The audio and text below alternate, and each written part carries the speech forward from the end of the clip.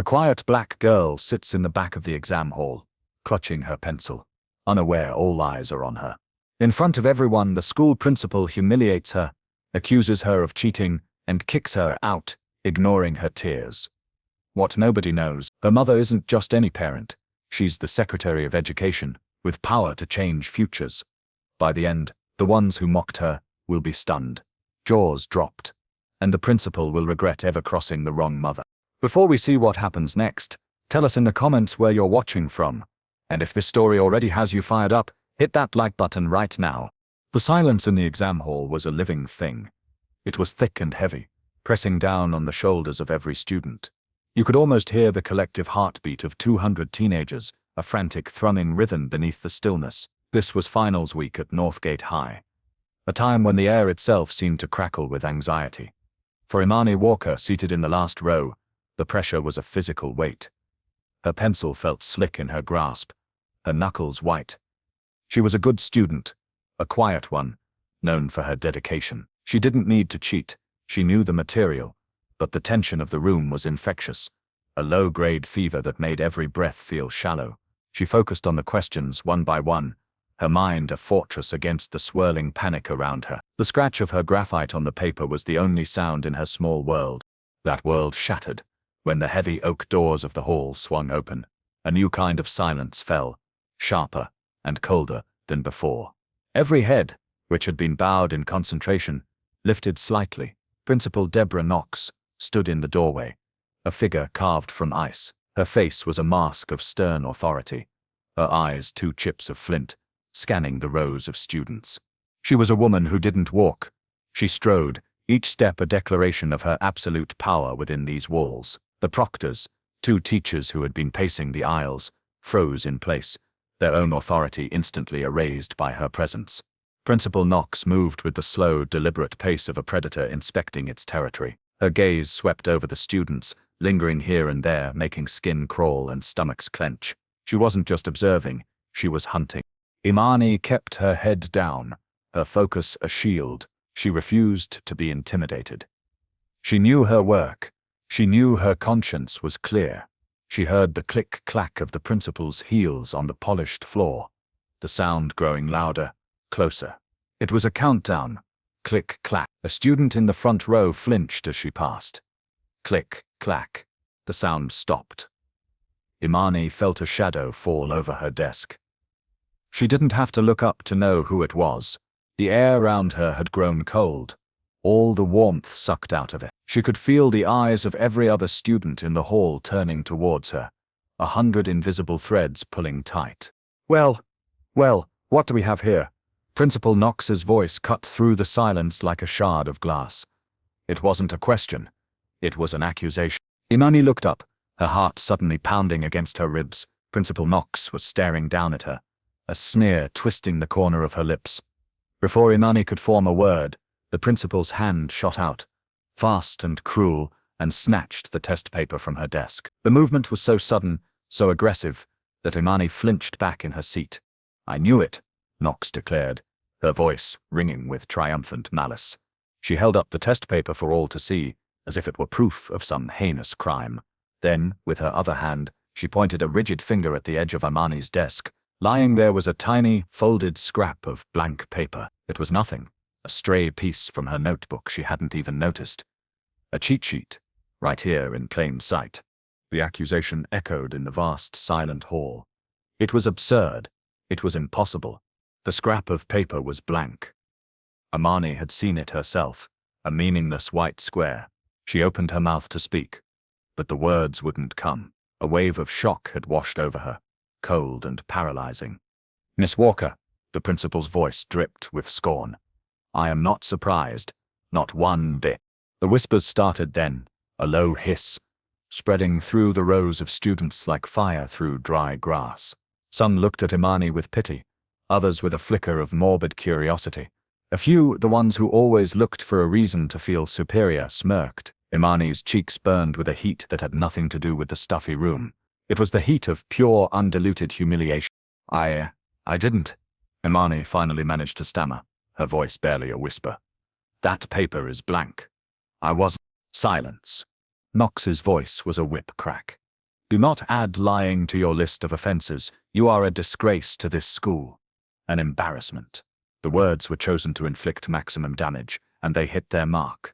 Each one was a physical blow. Imani could feel the stares of her classmates, the weight of their judgment. She was being tried and convicted in a matter of seconds, with no evidence, no defense. Ethan Miller, a shy boy with kind eyes who sat 2 rows ahead, watched the scene unfold, his own exam forgotten. His mouth was slightly agape. He had seen the whole thing. Imani hadn't looked up, hadn't glanced around, hadn't done anything suspicious. Her focus had been absolute. He knew, with a certainty that settled like a stone in his gut, that this was wrong. The scrap of paper had been there, but it looked like just that, a scrap. Principal Knox seemed to have conjured the accusation out of thin air, but what could he do? He was a student. She was the principal. To speak up would be to invite her wrath. And everyone knew that Knox's wrath could ruin a student's future, so he stayed silent, and the shame of his silence burned in his throat. Get up, Knox commanded, pointing a finger toward the door. You are done here. Get out of my exam hall. Imani felt a new kind of heat rise within her, chasing away the cold shock. It was anger. It was indignation. But she knew in that moment that showing it would only feed the principal's narrative. Begging or crying would be seen as an admission of guilt, so she held her head high even as her world crumbled around her. Tears pricked at the corners of her eyes, hot and threatening, but she fought them back. She would not give this woman the satisfaction. Slowly she pushed her chair back. The sound scraped across the floor, unnaturally loud in the dead silence. She stood up, her movements stiff. She gathered her pencil and her eraser, her hands trembling so hard she could barely close her fingers around them. She refused to look at anyone. Not at the curious faces, not at the pitying ones, and certainly not at the smirking ones. She fixed her gaze on the door at the far end of the hall. A proctor, a young teacher with a pained expression, moved to escort her out. As Imani walked the long, lonely path between the rows of desks, she felt like she was walking a plank. The whispers followed her, a cruel and persistent ghost. The door closed behind her with a soft final click, shutting her out, leaving her alone in the cold, empty hallway with the ruins of her reputation. The tears she had been fighting so hard finally broke free, silent tracks of hot shame on her cold cheeks. The hallway was a sterile, echoing space that offered no comfort. The cheerful posters on the walls about school spirit and integrity seemed to mock her. The polished linoleum floor reflected her blurry image back at her. But the humiliation was not over. Principal Knox followed her out, her footsteps sharp and angry, closing the exam hall door behind her with a heavy thud that sealed Imani's fate. Alone now, away from the audience of students, Knox's cruelty became more personal, more venomous. Don't think for a second this is the end of it, Knox sneered, her voice low and menacing. She circled Imani like a predator cornering its prey. You think you can just waltz in here and get away with anything, don't you? People like you are all the same. Entitled, lazy. Each word was a deliberate, calculated jab. Imani stood still, her back straight, her chin up. She was crying, but she refused to sob. She refused to break. She looked directly at the principal, her eyes conveying a strength that her trembling body betrayed. I wasn't cheating, she said, her voice quiet but firm. That paper was blank. You know it was. A harsh laugh escaped Knox's lips. Oh, I know what I saw, and what I saw was a student who doesn't belong at Northgate High, trying to cheat her way through. You're lucky to be here at all, on a scholarship no less. You should be grateful, but instead you bring this disgrace upon us. The principal's words were laced with a particular kind of poison, an arrogance that came from years of unchecked power. She believed every word she was saying. In her mind, she was the righteous protector of the school's pristine reputation, and Imani was a stain that needed to be scrubbed out. I am going to make sure you are expelled, Knox continued, her eyes glittering with a cold fire. I will personally recommend it to the board. Your name will be removed from the rolls, and your record will follow you wherever you go. No decent school will ever accept you. Imani felt a chill run down her spine that had nothing to do with the cool air of the hallway. This woman wasn't just angry, she was enjoying this. She was feeding off of Imani's pain. In that moment, a profound decision settled in Imani's heart. She would not beg. She would not plead. She would not give this woman the satisfaction of seeing her crumble. She met the principal's gaze and held it, a silent vow passing between them. Knox saw only defiance, which infuriated her further. She didn't see the deep, quiet resolve hardening within the young girl before her. Inside the exam hall, Ethan Miller couldn't focus. The words on his test paper blurred into meaningless squiggles. His hands were trembling, his pen leaving shaky, uncertain marks. He kept replaying the scene in his mind: Knox's sudden appearance, the baseless accusation, the look of stunned disbelief on Imani's face. He knew it was a lie. He knew it was an act of pure malice. His conscience was screaming at him, a loud, insistent voice in his head telling him to do something, to say something, but fear held him paralyzed in his chair. He glanced around. The other students had already returned to their tests, their heads bowed. They were either too scared to care or too relieved that they weren't the target. The proctors were pacing again, their faces carefully blank. In the world of Northgate High, Principal Knox was the ultimate authority. She was judge, jury, and executioner. Crossing her was career suicide for a teacher, and social and academic suicide for a student. Ethan felt a hot wave of shame wash over him. His father was a lawyer, a man who had taught him about justice, about standing up for what is right, no matter the cost. And here he was, silent, complicit in his silence. The guilt was a heavy, indigestible lump in his stomach. Outside, Principal Knox delivered her final, parting shot. "You should have thought about the consequences before you decided to break the rules." She smiled then, a tight, smug smile that didn't reach her cold eyes. It was the smile of someone who was utterly convinced of her own righteousness and invincibility. She believed she owned this school, that every student and every teacher was a pawn on her personal chessboard. She could do whatever she wanted, to whomever she wanted, and there would be no consequences. She was the queen of her little kingdom, and she had just effortlessly removed a piece she found distasteful. With a final dismissive glance at the tear-streaked face of the girl she had just broken, she turned on her heel and strode back into the exam hall, her authority reaffirmed, her power absolute. She left Imani standing alone in the echoing silence, a silent promise of revenge hardening in her heart. The morning had started so differently. It had started with the smell of freshly brewed coffee and the warm, comforting presence of her mother.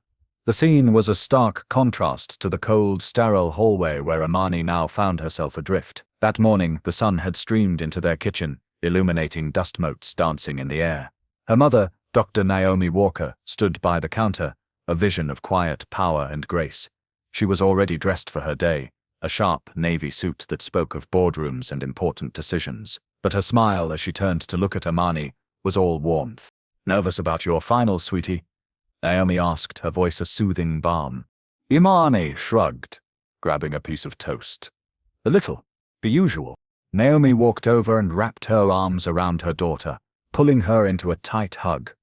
Naomi was tall and poised, a woman who commanded attention in any room she entered, but with Imani, she was just Mum. "You've got this," she whispered into Imani's hair. "You are the smartest, most prepared person in that room. Just breathe, and trust yourself." She pulled back, her hands on Imani's shoulders, her eyes searching her daughter's face. "Remember what we talked about. No matter what happens, you hold your head high. You know who you are." Imani nodded, a small smile playing on her lips. "I know, Mum." "Good." Naomi glanced at her watch. A sleek, understated timepiece. "My flight to DC boards in 2 hours. I have to run. I'll call you the second I land." She gave Imani one last squeeze. "I love you." "Love you too, Mom," Imani said, watching her mother grab her briefcase. Dr. Naomi Walker wasn't just any working mother. She wasn't a lawyer or a corporate executive, though she could have been either. Dr. Walker, a Harvard graduate with a PhD in education policy, a self-made millionaire through shrewd investments, was the current United States Secretary of Education. Her face was a familiar sight on cable news, in congressional hearings, and at press conferences announcing sweeping national reforms. She was one of the most powerful women in the country, a person whose decisions affected millions of students and teachers every single day. But here at Northgate High, in this affluent, predominantly white suburb, She was just Mrs. Walker, an often absent parent who was listed in the school's records as a consultant. It was a deliberate, carefully constructed deception. When they had moved to the district a year ago, it was Imani who had begged her mother to keep her identity a secret. "I just want to be Imani," she had explained one evening. "Not the secretary's daughter. I want to make my own friends, get my own grades. I want them to see me, not you." Naomi had understood immediately. She knew the weight that her title carried. It could open doors, yes, but it could also build walls. It could create friendships based on opportunism and teachers who graded with fear or favor. She wanted her daughter to have a normal life, or as normal as it could be. More than that, she wanted Imani to navigate the world on her own terms, to build her own strength, her own identity. So they had agreed. No one at school knew. The principal, the teachers, the students.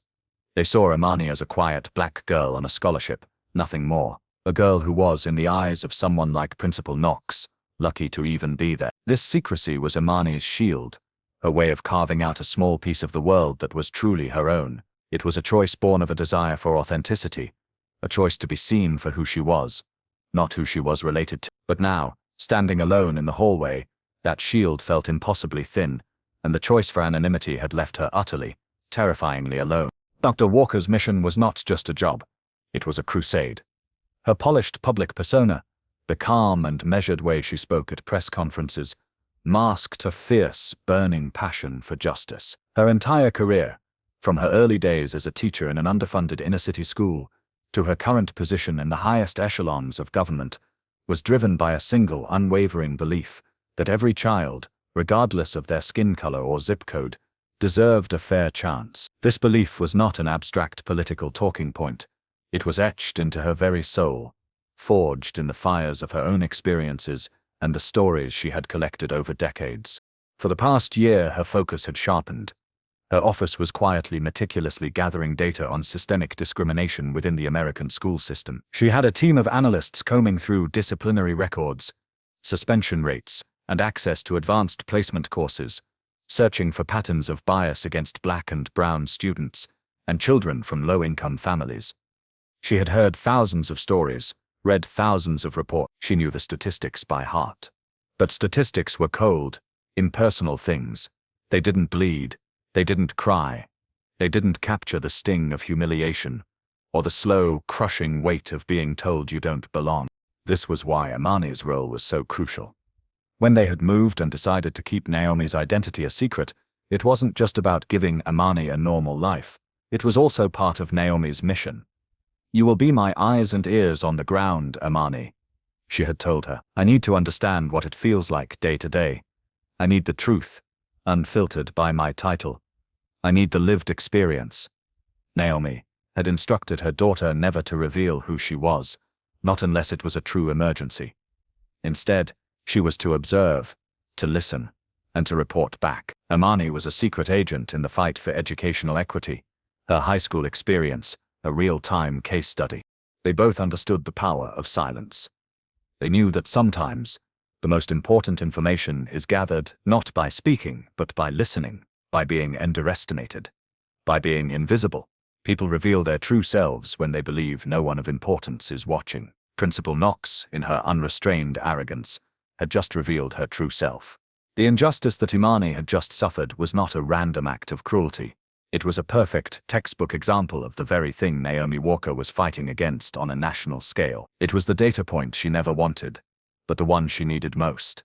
The plan had always been to remain silent, to gather the truth quietly. But both mother and daughter knew that there comes a moment when silence is no longer a strategy. There comes a moment when it becomes complicity, and in that moment, the truth must not just speak, it must roar. That moment had just arrived. Ethan Miller couldn't sit still. He paced the floor of his bedroom, the plush carpet doing nothing to soften the hard, jagged edges of his anxiety. He had left the exam hall the moment the bell rang, his paper half finished, his mind a chaotic whirl. The image of Imani's face, a mask of stunned betrayal, was burned into his memory. The sound of Principal Knox's voice, sharp and dripping with contempt, echoed in his ears. He kicked at the leg of his desk in frustration, the dull thud a poor substitute for the scream that was trapped in his chest. His guilt was a physical thing, a sour taste in his mouth, and a heavy knot in his stomach. He kept replaying the scene, his own inaction the most shameful part of the memory. He had just sat there, frozen, a coward. His father's words, from 100 different dinner table conversations, came back to him. Justice isn't a spectator sport, Ethan. You have to participate. Silence in the face of injustice is choosing the side of the oppressor. He had always nodded along, believing he understood, but he didn't. Not until now. Now he understood the clammy grip of fear, the seductive whisper of self-preservation that urged him to stay quiet, to not make waves, to protect himself. He collapsed onto his bed, staring at the ceiling. He remembered with perfect clarity how Imani had been completely absorbed in her test. Her head was down, her pencil moving steadily. She hadn't glanced around, hadn't fidgeted, hadn't given any indication of cheating. Knox had walked straight to her desk as if on a predetermined path. The blank scrap of paper was a pathetic excuse, a flimsy pretext for a public execution. The principal hadn't just been mistaken. She had been malicious. She had planned it. The thought made him sit bolt upright. This wasn't just unfair, it was a deliberate act of cruelty. And he was a witness. The only witness, perhaps, who was willing to see the truth. His fear was still there, a cold current running beneath his skin, but now, it was being overshadowed by something else. A hot, righteous anger. He thought about what this could do to Imani. An expulsion for cheating could ruin her entire future. All because a petty tyrant of a principal wanted to make an example of her. His conscience finally won the war against his fear. He couldn't live with the silence. He couldn't be the person who stood by and did nothing. He grabbed his phone, his fingers trembling, as he pulled up his contacts. He found Imani's name and hesitated for only a second before tapping it. His thumbs flew across the screen, the words tumbling out in a rush of guilt and resolve. Imani, it's Ethan, from class. I saw what happened today. It was wrong. You weren't cheating. I saw everything. Knox just walked up to you. I think she planted that paper, or at least used it as an excuse. It's not right. If you need a witness, if you need someone to tell the truth, I'll do it. I'll go to the school board. I'll tell them exactly what I saw. He hit send before he could second-guess himself. The message sat there, marked as delivered, and the silence that followed was deafening. He held his breath, his heart pounding. What if she didn't reply? What if she thought he was just another coward, offering help too late? Then, 3 dots appeared. She was typing. A moment later, a message popped up. Thank you, Ethan. Thank you so much. It was simple. It was short. But for Imani, sitting in her own room, staring at her phone through blurry eyes, those words were a lifeline. They were the first crack of light in a suffocating darkness. For the first time since she had walked out of that exam hall, a small, fragile smile touched her lips. She wasn't completely alone. A seed of hope, tiny but tenacious, had just been planted in the barren ground of her despair. And in Ethan's room, as he read her reply, the heavy weight of guilt began to lift, replaced by the lighter, cleaner feeling of having chosen the right path. When Naomi Walker's plane touched down at Dulles International Airport, her phone was already buzzing before the wheels had stopped rolling.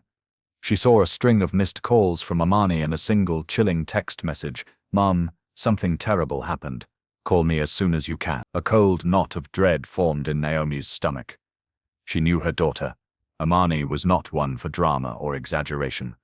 For her to use the word terrible meant that something was deeply wrong. Naomi found a quiet corner in the bustling terminal, her public duties momentarily forgotten. All that mattered was the sound of her daughter's voice. She hit redial. Imani picked up on the first ring, her voice thick with tears she was clearly trying to suppress. Mum? Imani, honey, what is it? What happened? Naomi's voice was calm, but her mind was racing through 1,000 worst-case scenarios. Piece by piece, in a halting, trembling voice, Imani recounted the entire, ugly story. She told her mother about the silence of the exam hall, the sudden and aggressive appearance of Principal Knox, the loud public accusation. She described the blank scrap of paper, the smear on the principal's face, the whispers of her classmates. She relayed the venomous words in the hallway, the threat of expulsion, the sheer, undisguised hatred in the principal's eyes. As Naomi listened, a profound transformation took place. The warmth in her eyes, the gentle concern of a mother, slowly receded. It was replaced by something else, something cold and hard and ancient. It was the icy stillness that precedes a storm. Her face became an unreadable mask, her posture rigid. The U.S. Secretary of Education disappeared, and in her place was a mother whose child had been wounded. And that mother was a force of nature. When Imani finished, her story ending in a choked sob, Naomi was silent for a long moment. She wasn't processing the pain, she was processing the enemy's position, tactics, and vulnerabilities. Her mind, trained to dissect complex policy and navigate treacherous political landscapes, was now focused on a single target: Principal Deborah Knox. "Okay, baby," Naomi finally said, her voice devoid of any emotion except for a chilling, absolute resolve. "You did nothing wrong. You were strong. I am so proud of you for not letting her break you. Now listen to me. This is no longer your fight. It's mine." Imani sniffled on the other end of the line. "What are you going to do?" "The first thing we do is stop reacting and start planning," Naomi said, her voice taking on the clipped, efficient tone she used with her top aides. "This woman, this Principal Knox, she has made a grave mistake. She thinks she attacked a scholarship student. She has no idea she just declared war on my daughter." There was no anger in her voice, no shouting. It was far more terrifying than that. It was the sound of pure, concentrated fury being channeled into a precise and devastating plan. Before the call even ended, Naomi was already in motion. She told Imani to write down every single detail she could remember, every word, every gesture. Then, her call with her daughter barely over, she began making other calls. The first was to her chief of staff in D.C. "Clear my schedule for the next 48 hours, she commanded, offering no explanation. "I'm flying back tonight." The next call was to a trusted lawyer on her personal payroll. "I need a complete file on a high school principal, Deborah Knox, Northgate High. I want everything: past employment, any official complaints, any lawsuits, any patterns of disciplinary action at her previous schools. I want it all, and I want it by morning." Her final call was to a discreet data analyst within the Department of Education. "Pull the file on Northgate High School. I want every piece of data we have, disciplinary reports, suspension and expulsion rates broken down by race and socioeconomic status. I want to see every formal and informal complaint filed against the school's administration for the last 5 years. This is a level 1 priority, and it is to be handled with absolute discretion. The request is not to be logged through normal channels. It comes directly from me." She was not Dr. Naomi Walker, concerned parent. She was Secretary Walker, commander-in-chief of her own war room. She had decided that this would not be a simple confrontation. This would be an eradication. She would not just prove Imani's innocent, she would expose a system of prejudice and abuse, and she would tear it out by the roots. And she would do it all without Principal Knox ever knowing who had requested the information, or what kind of storm was about to break directly over her head. Naomi knew that true power wasn't loud and explosive. It was quiet. It was strategic, and it was absolutely decisive. While Naomi Walker was quietly assembling her arsenal, Principal Deborah Knox was celebrating her victory. She was in the teacher's lounge, holding court, a triumphant smile plastered on her face. She felt powerful, invigorated by the confrontation. In her mind, she had successfully defended the integrity of her school. She had excised a cancer before it could spread. "You should have seen her," Knox said, laughing, as she recounted the story to a small, captive audience of teachers. A few nodded along, their smiles sycophantic. Others stared into their coffee cups, their faces carefully neutral, not wanting to be drawn into her orbit. Just stood there, trying to look innocent. "But I saw right through it. I put that girl in her place." Her voice was loud, bragging. She was performing, soaking in the attention.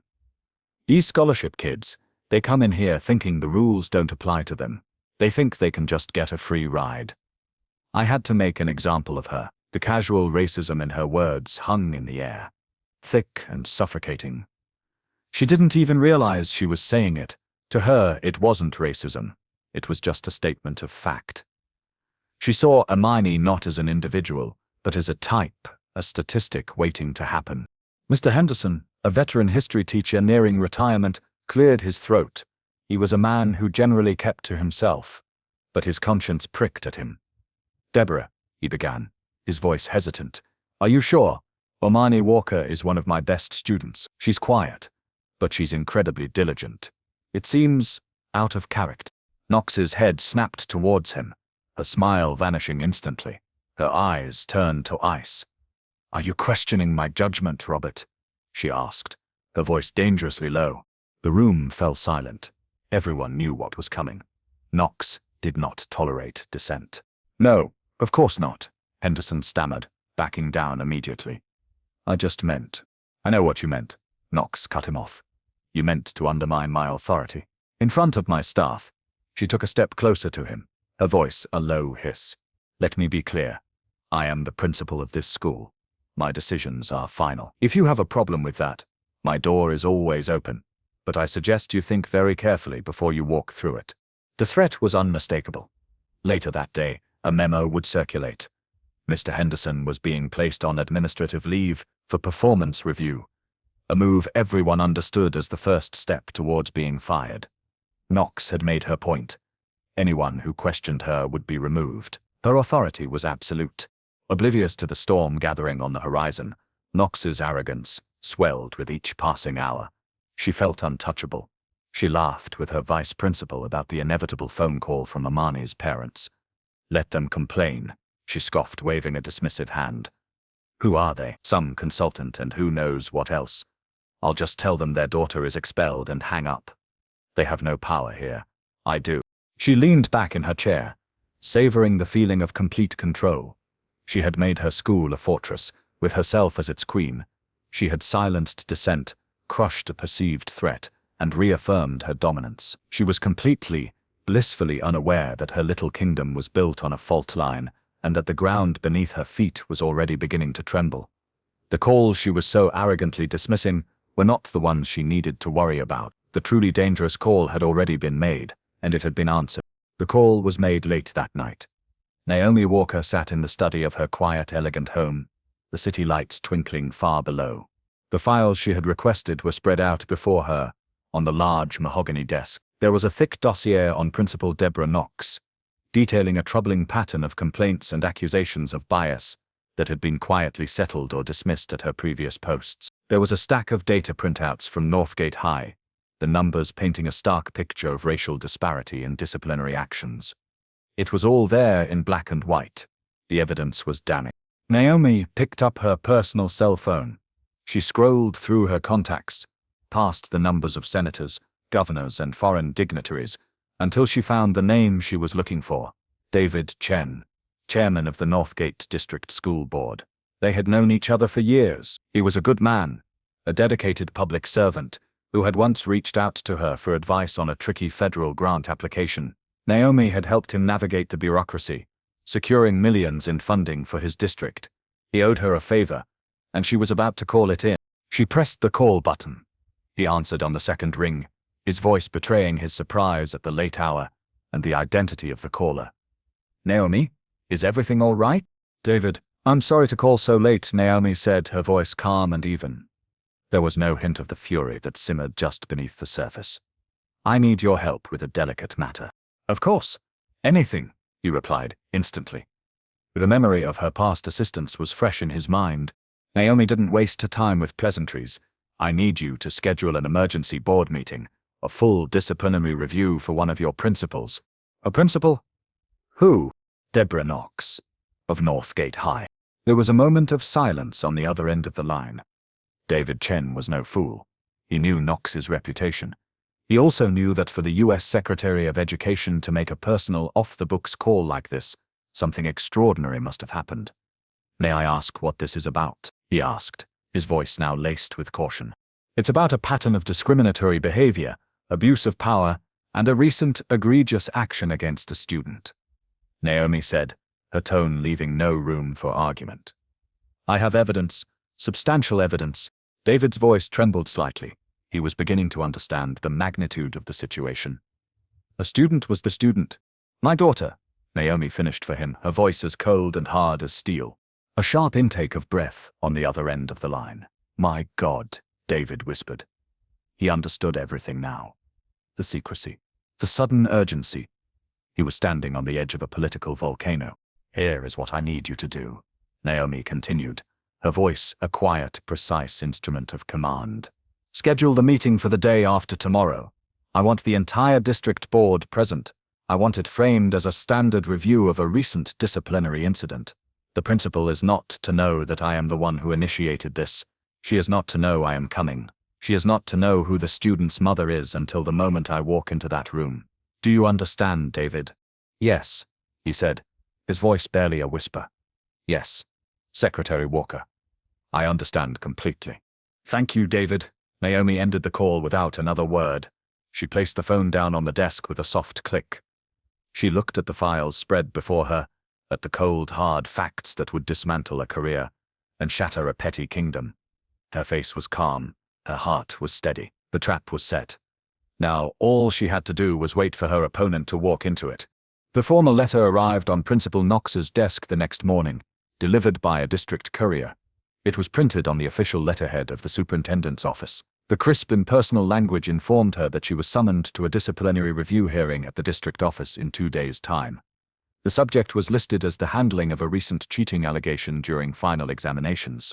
Knox read the letter once, then a second time, a smirk playing on her lips. She wasn't worried. She wasn't even annoyed. She was, in fact, amused. So, the girl's parents had complained after all. How predictable. How pathetic. She pictured them, some nameless, faceless couple, trying to fight a battle they couldn't possibly win.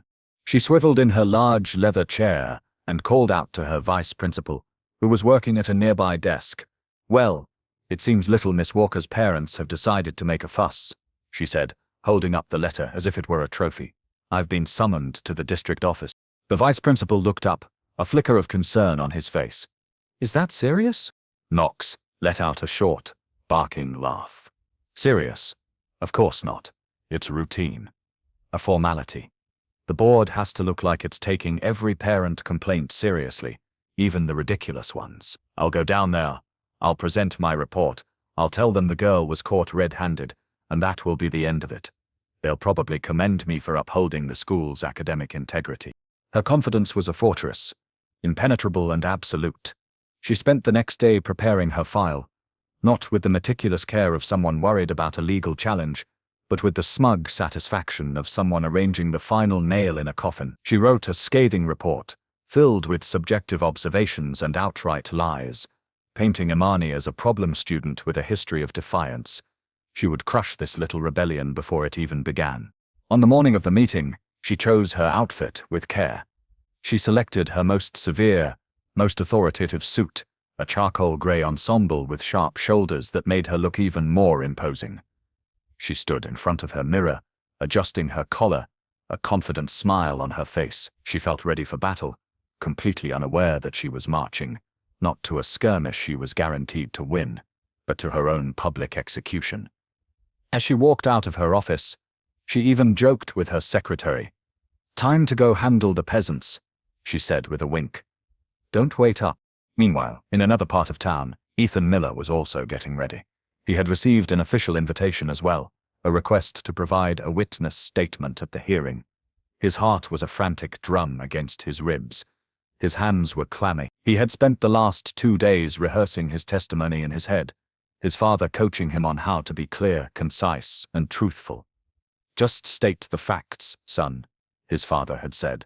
The truth is the most powerful weapon you have. Ethan was terrified. He was about to walk into a room and publicly contradict one of the most powerful and vindictive people he had ever known. But beneath the fear, there was a core of resolve. He thought of Imani's quiet dignity, of the blatant injustice he had witnessed. He knew he was doing the right thing. He put on a simple button-down shirt and a tie, wanting to look credible, to be taken seriously. His heart was pounding, but his purpose was clear.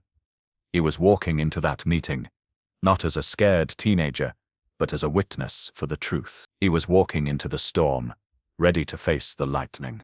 The boardroom at the district office was a large, imposing space. A long, polished mahogany table dominated the center of the room, surrounded by high-backed leather chairs. The air was thick with a tense, expectant silence. Principal Knox strode in, her heels clicking authoritatively on the marble floor. She had a confident smile on her face, a briefcase full of her prepared lies swinging in her hand. But as she took in the scene, her smile faltered slightly. This was not what she had expected. The entire district school board was present. All 12 members, seated grimly around the table. Their faces were stony, unreadable. The superintendent was there, his expression grave. Along the walls of the room stood a dozen or so teachers from Northgate High, including some of the ones Knox had intimidated. And in the back corner, a small designated area had been set up for the media. There were reporters from the local newspaper, a cameraman from the local news station. The red light on the camera was on. It was recording. Knox's confidence began to fray at the edges. Why were the media here for a routine disciplinary review? Her mind raced, trying to make sense of the situation. She forced her smile to remain in place, trying to project an aura of calm control she no longer felt. She walked to the empty chair designated for her at the head of the table, opposite the board chairman David Chen. Her eyes scanned the room, and she saw him, Ethan Miller, sitting with his parents in a row of chairs against the wall. The boy looked terrified, but there was a stubborn set to his jaw. Knox felt a flicker of annoyance. So, they had managed to get a student to lie for them. Pathetic. Then, she saw her, Imani Walker. She was seated next to the Millers, her hands folded calmly in her lap. She was not crying. She was not trembling. She looked straight at Knox, her expression not one of fear or anger, but of quiet, unnerving calm. For the first time, a genuine sliver of unease pierced through Knox's armor of arrogance.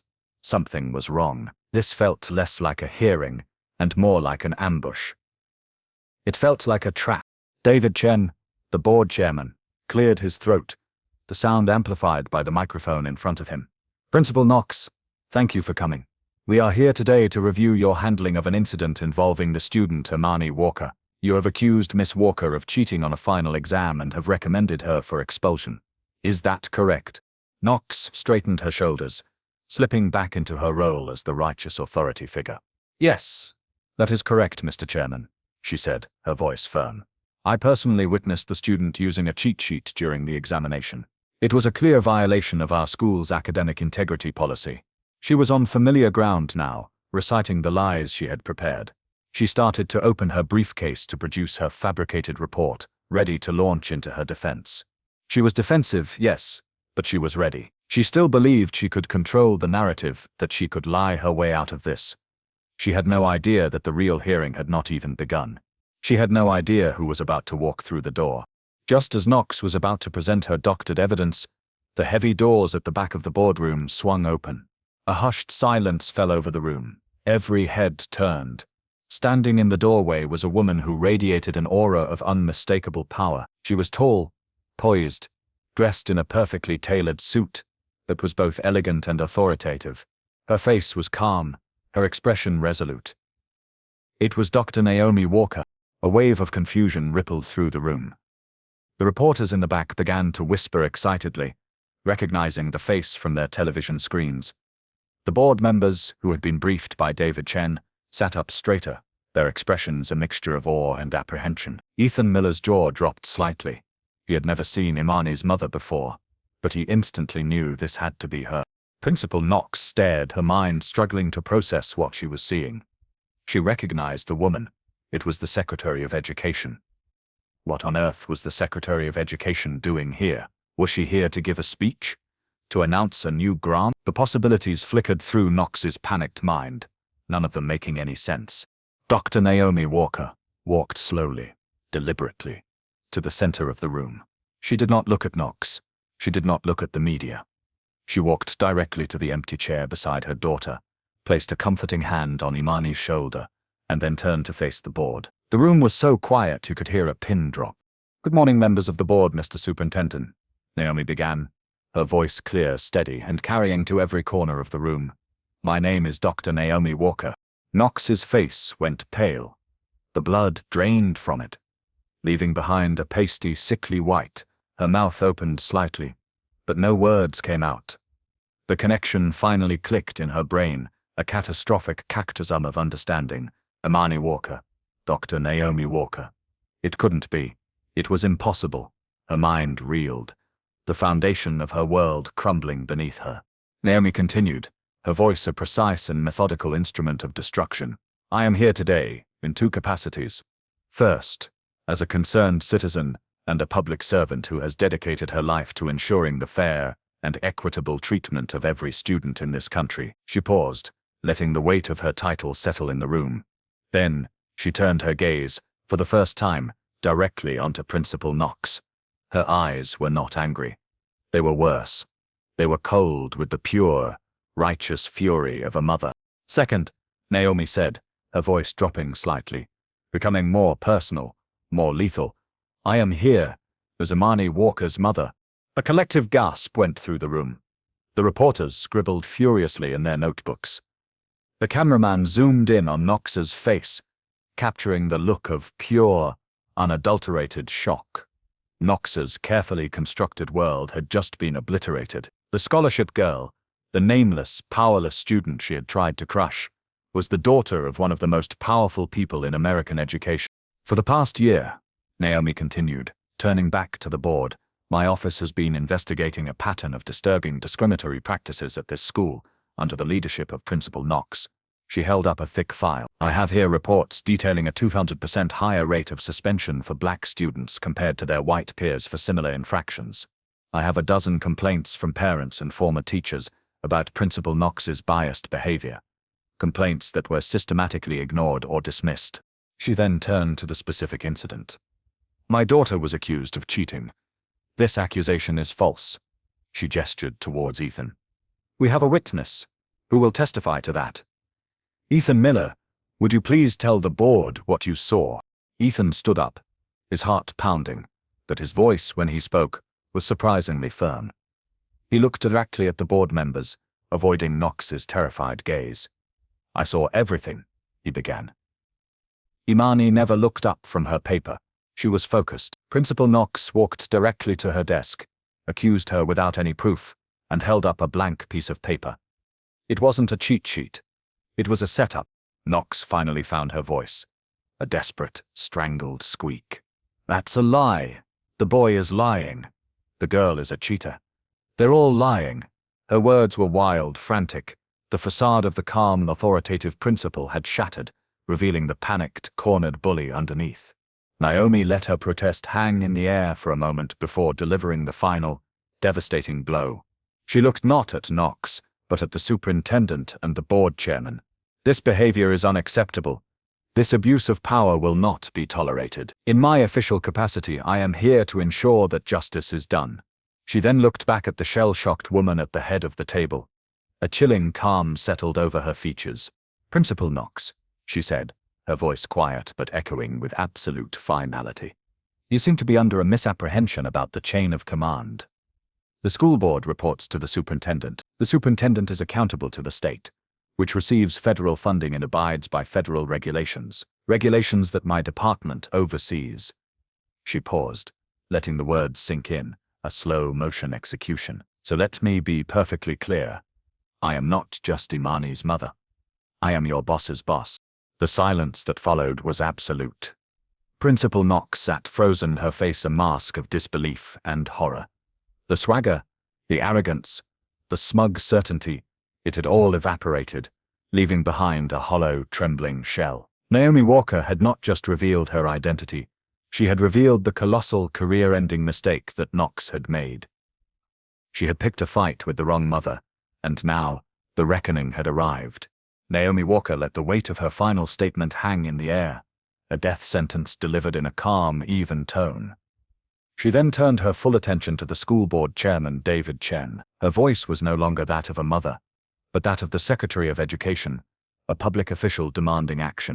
Mr. Chairman, she said, her voice ringing with authority, the evidence is clear. The testimony is unequivocal. We have witnessed a shocking abuse of power, rooted in prejudice and executed with malice. This is not just about my daughter. It is about every student who has been a victim of this principal's discriminatory practices. It is about the integrity of this school district. Therefore, I am not making a request. I am making a formal recommendation in my official capacity. I call for the immediate termination of Principal Deborah Knox's employment with this district." The words hit the room with the force of a physical blow. Fired. Not suspended. Not censured. Fired. Immediately. David Chen, looking pale but resolute, nodded slowly. "Thank you, Secretary Walker." He turned to the other board members. "You have all reviewed the preliminary files I distributed last night. You have heard the testimony today. The motion is on the floor to terminate the employment of Principal Deborah Knox for gross misconduct and abuse of authority. All in favor?"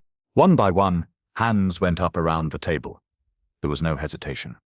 The vote was swift, silent, and unanimous. "The motion carries," David Chen announced, his voice grim. He then looked directly at the woman who was still sitting, frozen, at the head of the table. "Principal Knox, your employment with the Northgate School District is terminated, effective immediately. Please gather your personal belongings from your office by the end of the day. Security will escort you." A strangled sound escaped Knox's throat. She stood up, her body trembling uncontrollably. Her face was ashen, her eyes wide with a terror that went beyond losing her job. This was public humiliation.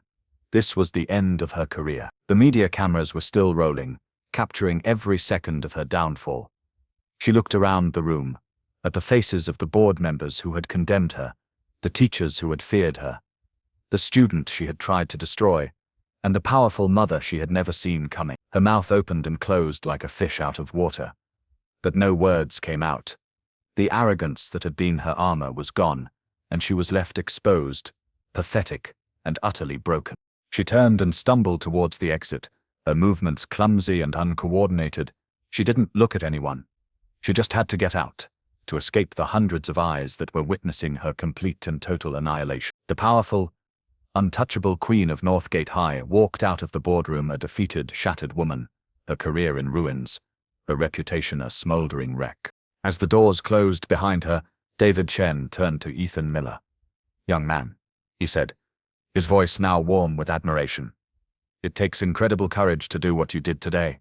The board, and this entire district commends you for your integrity." He announced that a formal letter of commendation would be placed in Ethan's permanent record, a mark of honor that would follow him to any college application. Naomi Walker watched it all, her expression calm and composed. The fire in her eyes had been replaced by a quiet satisfaction. Justice had been served. Swiftly, decisively, she walked over to her daughter, her public duties complete. It was time to be a mother again. Outside the cold, formal district building, the sun felt warm on their faces. The noise and tension of the boardroom faded into a distant memory. Naomi wrapped her arms around Amani, pulling her into a fierce, tight hug. For a long moment, they just stood there, a mother and daughter who had just weathered a terrible storm together. Amani buried her face in her mother's shoulder, the last of her fear and anxiety finally melting away, replaced by a profound sense of relief and love. "I am so proud of you," Naomi whispered into her daughter's hair. "Not because of what happened in there, but because of how you handled yourself from the very beginning. You stayed true to who you are. You were strong and dignified in the face of ugliness. That is true power, Imani." Imani looked up, her eyes shining. "Thank you, Mum, for everything." "Always," Naomi said, her voice thick with emotion. Ethan and his parents approached them, their faces beaming. "It was incredible," Ethan said, still buzzing with adrenaline and relief. Naomi smiled warmly at him. "No, Ethan, you were incredible. What you did in there was the bravest thing in that room. You stood up for the truth, even when it was scary. Never forget the strength you showed today." Just then, the reporters who had been in the hearing came rushing out of the building, microphones extended, cameras flashing. They swarmed around Naomi and Imani. "Secretary Walker, what will happen now at Northgate High?" one reporter shouted. Naomi stepped forward, her arm still protectively around Imani's shoulders. She was no longer just a mother, she was the Secretary of Education again, a leader with a message. "What happened today was not just about one principal," she said, her voice clear and strong. "It was a symptom of a larger problem. My office will be working directly with this district to implement sweeping reforms. We will introduce new training programs on implicit bias for all staff. We will establish a new independent oversight committee to review all disciplinary actions and ensure fairness. We will create a safe and anonymous reporting system for students who feel they have been treated unjustly. We will make Northgate a model for what a school should be. A place where every single student feels safe, respected, and valued. The community, which had been so silent, so afraid to speak up against Principal Knox, was watching. The news of her firing spread like wildfire through social media and parent text chains. A small crowd had started to gather, and as Naomi finished her statement, they broke into applause. They were applauding the powerful Secretary of Education, but they were also applauding Amani, the quiet girl who had stood her ground. In that moment, surrounded by the support of her mother and her community, Amani Walker, the hidden giant, was hidden no longer. The transformation at Northgate High was immediate and profound. It was as if a dark cloud that had been hanging over the school for years had finally been lifted.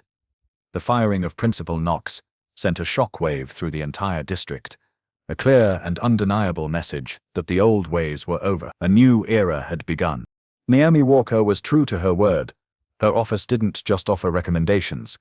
It partnered with the district to enact real change. An interim principal was appointed, a woman known for her collaborative leadership style and her commitment to student welfare. New staff were hired, filling the positions of those who had been too afraid or too complicit to stand up to Knox's tyranny.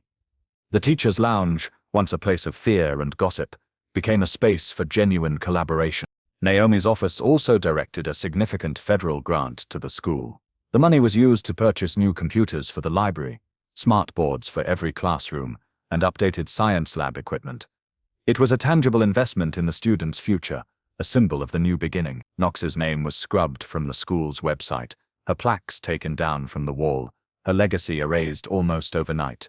The cultural shift among the students was just as dramatic. The story of what had happened in the boardroom became the stuff of legend. Jaws were still on the floor. Students who had once whispered about Imani now looked at her with a mixture of awe and respect. A few, shamefaced, came up to her to apologize for their silence, for their whispers. Imani accepted their apologies with grace. She didn't want revenge, she wanted peace. Ethan Miller, the boy who had been too shy to speak up in class, found a new voice. His act of courage had made him a hero. He was encouraged to run for student council representative and won in a landslide. He used his new position to advocate for the very things Naomi had promised: fairness, transparency, and a voice for every student. Imani found that her life had changed in ways she never expected. She was no longer invisible. She was seen, she was respected. Not because her mother was the Secretary of Education, a fact that, while known, was rarely mentioned, but because she had faced down injustice with quiet strength. She walked the halls with a new confidence, her head held high. The school she had once felt like an outsider in had finally become a place where she belonged. It was a school transformed, a community healing, a testament to the fact that sometimes the fall of one tyrant can lead to the rise of many heroes. In every hallway, in every classroom, in every corner of the world, stands someone who is underestimated. They are the quiet ones, the overlooked ones, the ones who are judged by their appearance or their background before they are ever judged by their character. And in those same hallways, there often stands a petty tyrant, a person who mistakes their small measure of authority for true power. These tyrants forget a fundamental truth. Real power wears no crown. It needs no throne. Real power is quiet, it is resolute, and it often resides in the very people they choose to dismiss. You can be mocked for who you are. You can be denied the opportunities you deserve. You can be humiliated in front of the world, your spirit pushed to the breaking point. But what the arrogant never understand is that injustice carries the seeds of its own destruction. One call, one piece of evidence, one person brave enough to speak the truth can change everything. The carefully constructed world of a bully is a fragile thing, a house of cards that can be toppled by a single breath of courage. Injustice can thrive in the shadows, it can fester in the silence, but it can never ever survive the moment it is truly seen. If this story about dignity and justice moved you, don't forget to subscribe for more inspiring stories like this one. What would you have done in this situation? Let us know below.